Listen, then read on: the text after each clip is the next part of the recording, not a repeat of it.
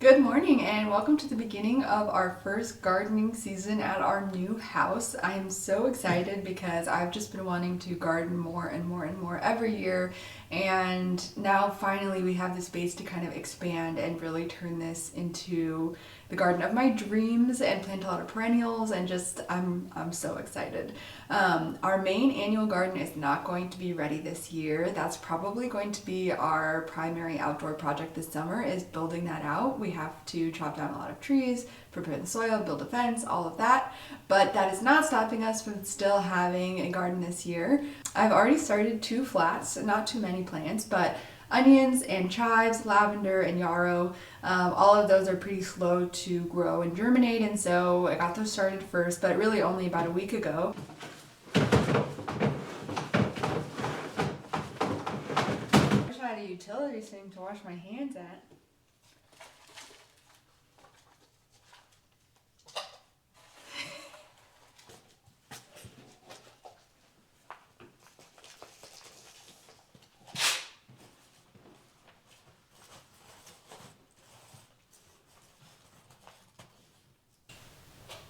Alright, today we're going to start with tomato seeds. So we are doing, what is this, 7 varieties of tomatoes this year. You can see I buy my seeds from all different kinds of places, and really for tomatoes the goal is just to have some fresh eating things during the summer this year. And so I love cherry tomatoes, and that is the majority of these. We also have a couple heirloom varieties, but I really just like going out and snacking on them. So first we're going to start with these.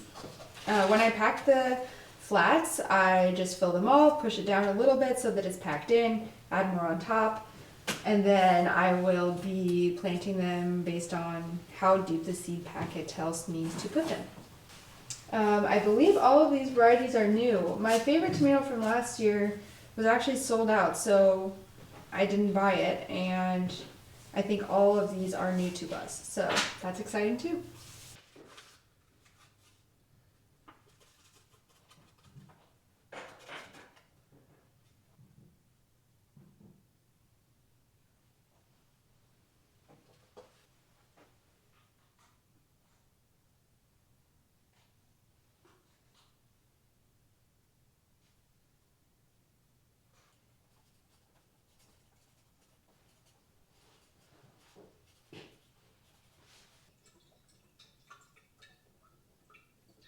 I just finished this tray. Half of it is calendula, and I love calendula. It's probably my favorite tea, that or chamomile. They're tied.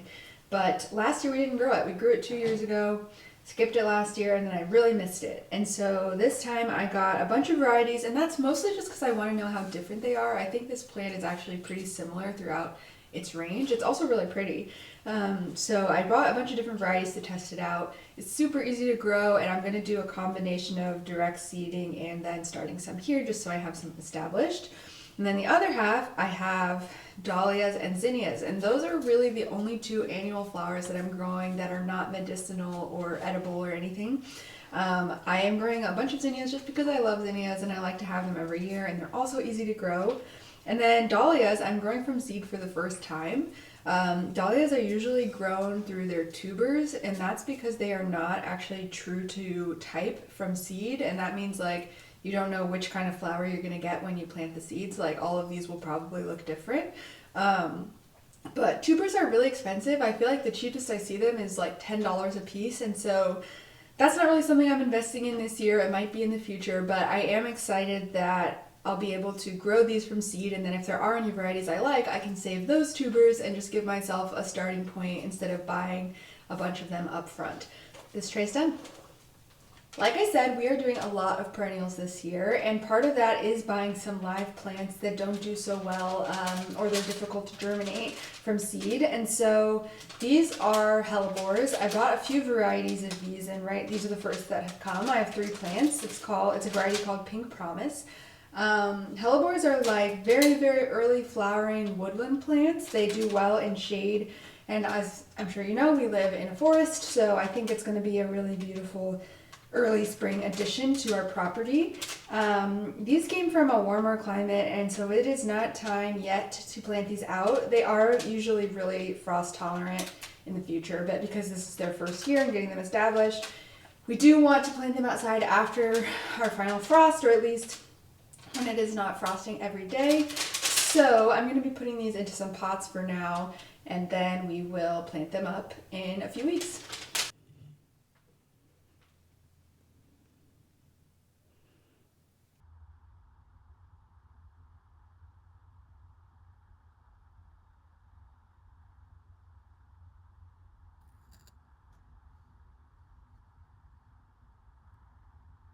It is the first week of April and I am going to be sowing some more seeds, but I figured I would show you how things are doing so far.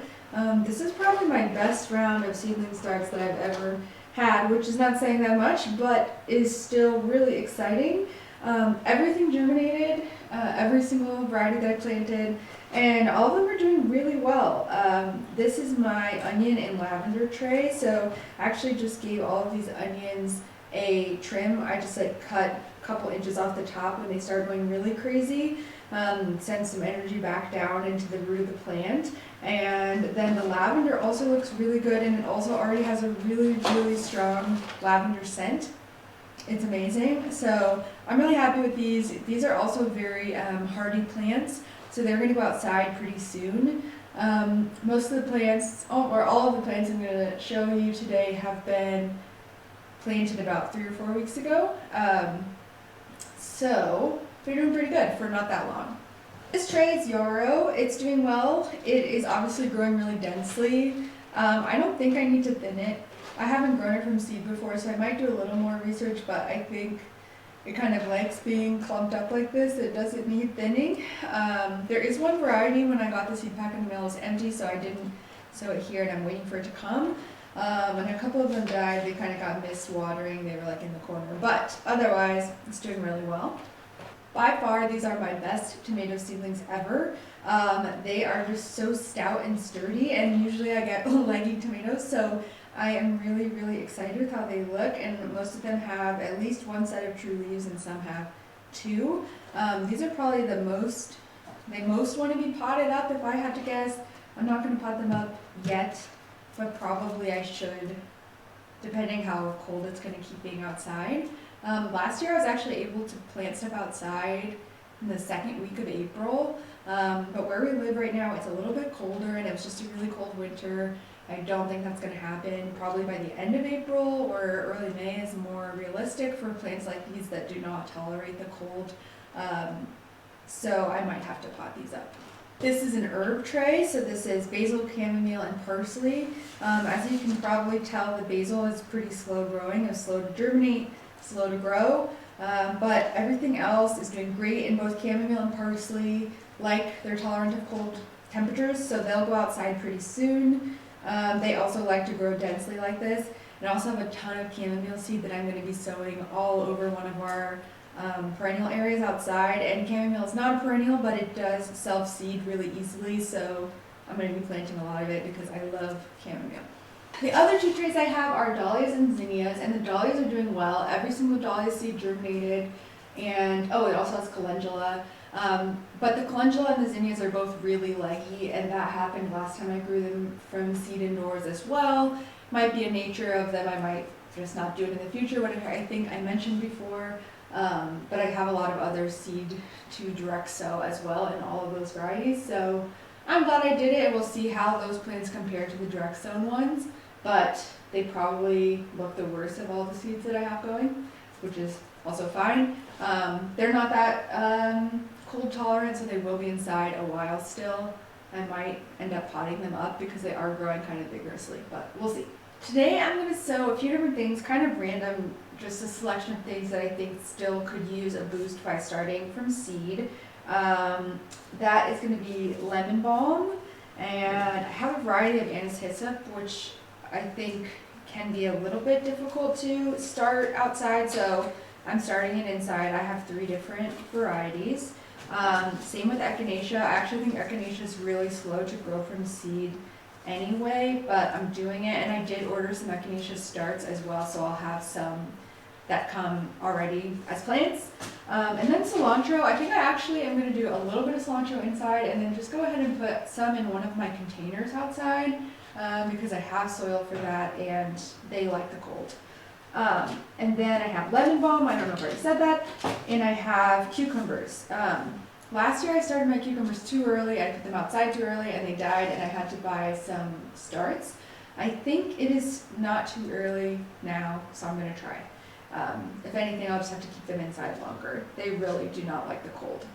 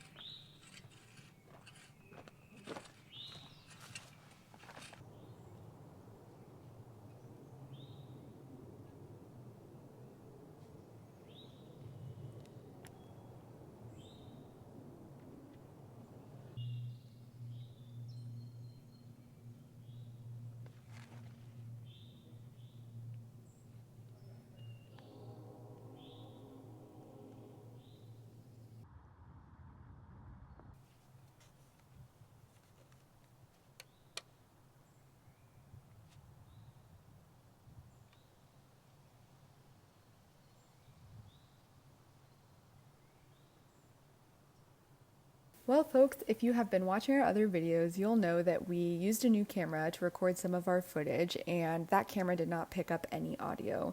And that did unfortunately include our big planting day, but we do have voiceover and a lot of awesome footage from that day, which was really, really special and fun. We had a very cold spring, and it was still kind of a frost risk up to this point, but primarily it was just cold at night. It was in the 40s at night. So we decided that we were ready to plant everything except for our heat-loving crops like tomato, peppers, and eggplants. So we got everything else into the ground this day, and we had already gotten onions and a couple other cold-tolerant plants into the ground about a month earlier in April. So most of the stuff we planted this day was direct sown, but we also got almost all of our seedlings, again, except the tomatoes and peppers and eggplants, out into the ground.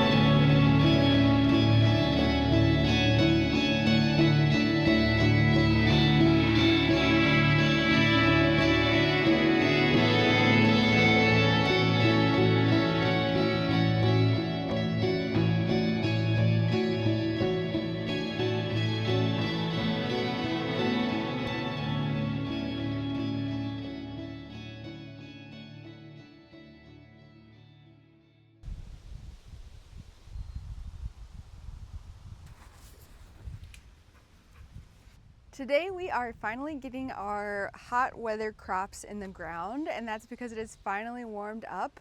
Our night temperatures are now more 50s and 60s instead of 40s, and so these tomatoes that have been in their solo cups for like, I don't even know how long now, probably like 2.5 months, they are going in the ground and they look so good. Maybe this isn't the perfect example, but overall our tomato seedlings look better than they have ever looked. They're really healthy and strong, and I am excited to get them in the ground. We have a lot of them and we have a lot of varieties, but we're gonna get in as many as we can, and we might end up giving away our extra seedlings if we can find other homes for them.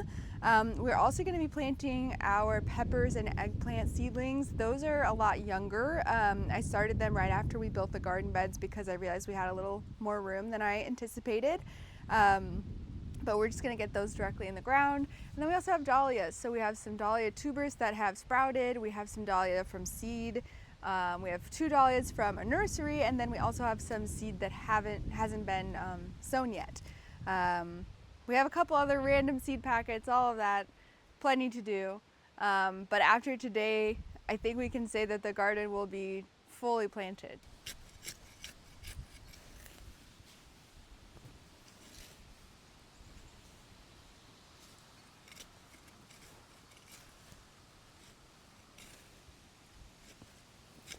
Oh wait, we gotta mix up the fertilizer. I guess we can just put it all on top. We're using 2 different kinds of fertilizers for the tomatoes. So one is this all-purpose granular fertilizer. It's just like a powder that I'm gonna put a little bit in each hole. And then we're gonna put some fish emulsion. It's like a water-soluble fertilizer, so we're gonna pour that onto the finished plants when we're watering them in. And then we're also gonna give everything else a little bit of a fertilize today as well, but mostly using this granular stuff. I'm just gonna pop them out of the cup. Obviously they're ready to go. And then tomatoes you can plant in a little bit deeper because they can grow roots on their stems. So I'll put it a little bit deeper than it was, give it some extra support. Some of them are leggy. And there we go. Got about 30 more to do. Maybe more. How many tomatoes do you think we have?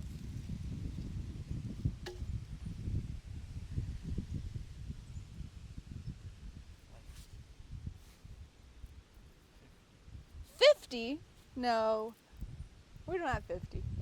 Alfie is standing right here.